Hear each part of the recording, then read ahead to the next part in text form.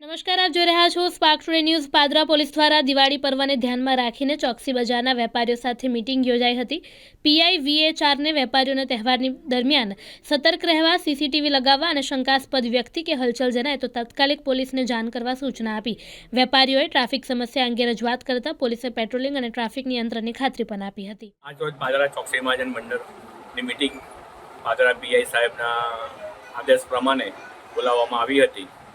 તેમાં સારી એવી સંખ્યામાં પાદરા ચોકસી બજાર વેપારી મિત્રો, બંગાળી એસોસિએશન તથા આંગળીયા મિત્રો હાજર રહ્યા હતા।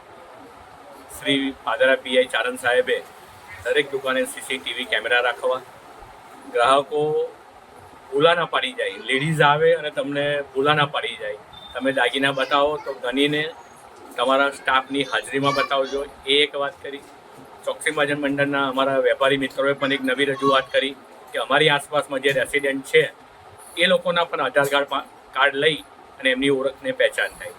ત્રીજો પ્રશ્ન પાર્કિંગનો જે ખૂબ મહત્વનો હતો, એમાં સાહેબે અમને એવું કીધું કે પાદરામાં જે બજારમાં એન્ટ્રી છે ત્યાં તમે પોલ મરાવી શકો છો। વૃદ્ધોને પણ આ બજારમાં આવવું હોય, પોતાના વડીલો, પોતાની દીકરીઓ માટે, પોતાના બાળકો માટે દાગીના લેવા માટે, તો તમે એક વ્હીલચેરની પણ વ્યવસ્થા આપો।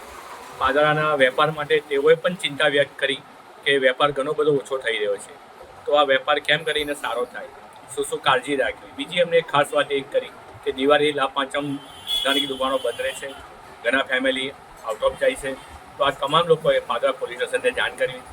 વેપારી મિત્રોએ પણ પોતાની રજૂઆત કરી, સાહેબશ્રી પણ રજૂઆત કરી, બધાને ખૂબ સંતોષને અનુકૂળ છે।